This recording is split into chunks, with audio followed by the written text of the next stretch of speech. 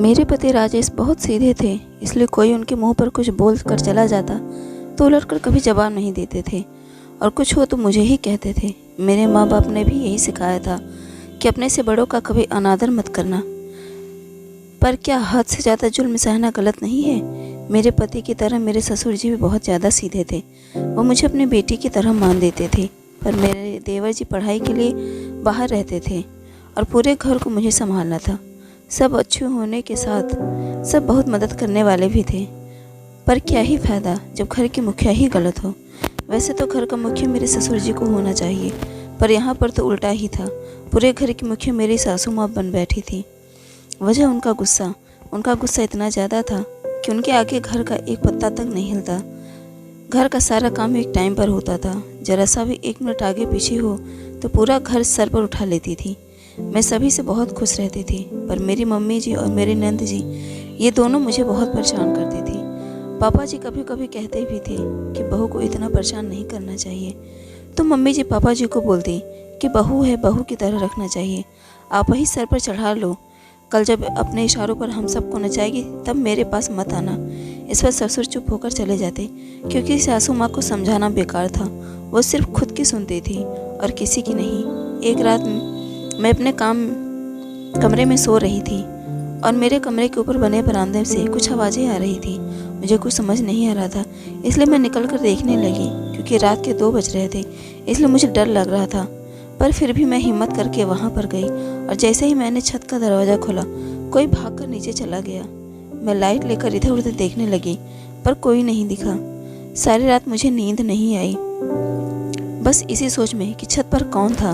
और जब सुबह हुई मैं सबसे कहने लगी तो सासू माँ मेरे ऊपर ही चिल्लाने लगी और उससे पहले मेरी नंद मेरे ऊपर चिल्लाने लगी कि भाभी कुछ ज़्यादा ही आपका दिमाग चलने लगा है। सासू माँ कहने लगी कि तेरा आशिक तुझसे मिलने आया होगा। इस बात पर मेरे ससुर जी भड़क गए कि कुछ भी बकवास करती है, समझ नहीं आ रहा क्या बोल रही हो। तो मम्मी उन पर चिल्लाने लगी कि कौन आया था, क्या कोई आपसे मिलने आई थी? तो ससुर जी चुप हो गए, यह बोलकर कि तुमसे जवान लड़ाना ही बेकार है।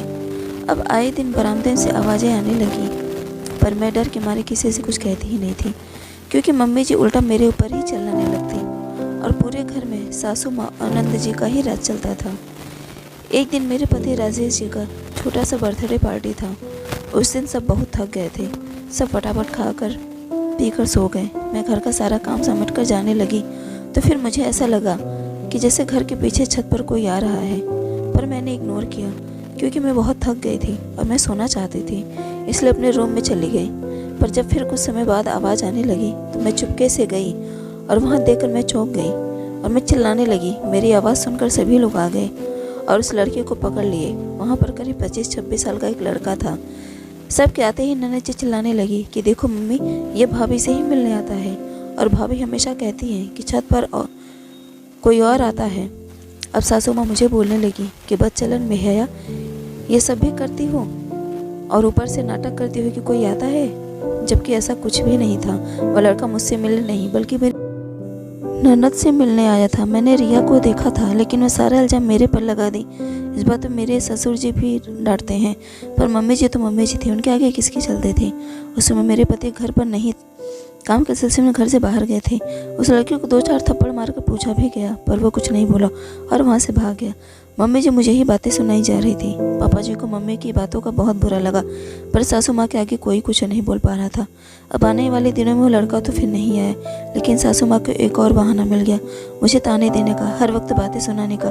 कभी कभी मेरे पति भी तंग आते थे और कहते थे कि माँ इतना मत बोला करिए, पर मम्मी के बार बार बोलने पर कहीं ना कहीं मेरे पति भी मुझ पर शंका करने लगे, क्योंकि आखिर में थे तो वो उस घर के बेटे ही।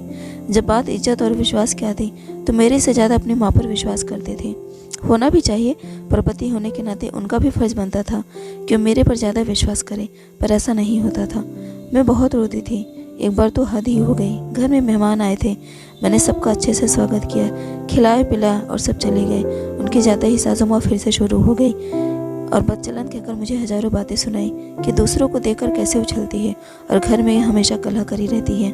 इस पर ससुर जी बहुत भड़के, पर उन लोगों नहीं रुकी। परेशान होकर ससुर जी घर से बाहर चले गए। मुझे बोले कि तुम चुप रहो, पर अब मुझसे भी बर्दाश्त नहीं हो रहा था। मेरे हस्बैंड घर पर थे नहीं। उन लोगों ने मुझे इतना सुनाया कि हार कर मैंने भी उल्टा जवाब दे दिया और मैंने कहा कि मम्मी जी, मुझे इतना बोलने की बजाय अगर आप दीदी जी पर ध्यान देती तो जिस लड़के को लेकर मुझे सुना रही हैं ऐसा कभी ना होता। मम्मी जी चुप हो गई। मुझे लगा कि वो तो मुझे बहुत सुनाएंगी, पर उन्होंने तो कुछ बोला ही नहीं। मैं चौंक गई थी, पर फिर भी मुझे लगा कि आज नहीं तो कल मेरी खैर नहीं। पर वो कुछ नहीं बोली। मेरे बोलने के खत्ते तक वो चुप ही थी, कुछ नहीं बोलती। अब ससुर जी भी कहते कि भाई ऐसी क्या बात हो गई, अब तो बड़ी शांत रहती है। मुझे चाय पानी में देरी होती तो कितनी बातें सुनाती थी, पर अब तो वो खुद जाकर ले लिया करती थी। एक दिन मेरे बच्चे का बर्थडे पार्टी था, सब खाना पीना था। जब तक केक काटा गया तब तक तो मम्मी जी साथ में ही थी, पर उसके बाद जाकर अपने रूम में गेट लॉक कर ली। खाना पीना खाकर सभी चले गए, पर वो नीचे नहीं आई। मुझे लगा कि अब तक मुझसे गुस्सा है, पर मैं भी उनसे माफ़ी नहीं मांगना चाहती थी, क्योंकि मैं नहीं चाहती थी कि उन्हें ये लगे कि मेरी ही गलती थी। पर आज खाना पीना था। सबके जाने के बाद पापा जी बोलने लगे कि बहू तेरी सास कहाँ है। मैंने बोला कि पापा जी मैं बुला कर लाती हूँ, और मैं उनके रूम में बुलाने गई, और जैसे ही मैं उनके कमरे का दरवाज़ा खोला मेरे पैरों के नीचे से ज़मीन खिसक गई, और सासू माँ भी मुझे देखकर चौंक गई। यही मौका था, मैंने अपने पति और ससुर जी को बुलाया, क्योंकि बात कुछ ज़्यादा ही बढ़ गई थी। मेरे ससुर जी और मेरे पतिदेव जी कमरे में आए। वे लोग भी ये देख कर रह गए, क्योंकि वहाँ पर मेरी ननद मेरी सासू माँ के साथ वो लड़का भी था। मेरी नंद खूब रोई जा रही थी और लड़का सर नीचे करके बैठा था, और मम्मी जी भी माथा पकड़कर बैठी थी। उस लड़की को देखकर मैं चौंक गई। किसी को लेकर मम्मी जी ने मुझे कितनी बातें सुनाई, यहाँ तक कि मेरे पति भी आज तक नाराज़ है। मैंने पूछा मम्मी जी ये कौन है। मम्मी जी कुछ बोल ही नहीं रही थी। मैंने ननद जी से पूछा कि रिया बताइए ये कौन है। इसे लेकर आप लोगों ने मुझे कितनी बातें सुनाई थी। मुझे पता था कि ननद काहे को दोस्त है, लेकिन फिर भी मैं पूछ रही थी। मेरे पति और मुझे ही बातें सुनाने लगे। जो तुझसे ये लड़का था ना जो तुझसे मिला रहा था, और पूछ रही कौन है। मुझे पति पर बहुत गुस्सा है। वो मेरे साथ देने के बजाय मुझे बातें सुना रहे थे। मेरे ससुर जो है मेरे पति को 4 बातें सुनाई कि तू चुप कर, थोड़ी सी शर्म कर, तेरी पत्नी ही कमबख्त। और उस लड़के को कॉलर पकड़ लिए कि कौन है और कहाँ से आया है। वो लड़का सर नीचे किया, खुद को छुड़ा रहा था। मैंने मम्मी जी से कहा कि मम्मी जी वही लड़का है ना जो रिया से मिलने आता है था। मैंने आपसे कितनी बार कहा था, पर अब मेरी कोई बात नहीं मानी। मम्मी जो अभी तक सर नीचे की थी। फिर ससुर जी की बहुत पूछना बोली हाँ ये हमारी बेटी का फ्रेंड है। मेरी बेटी ने तो हम सबका सर नीचे कर दिया।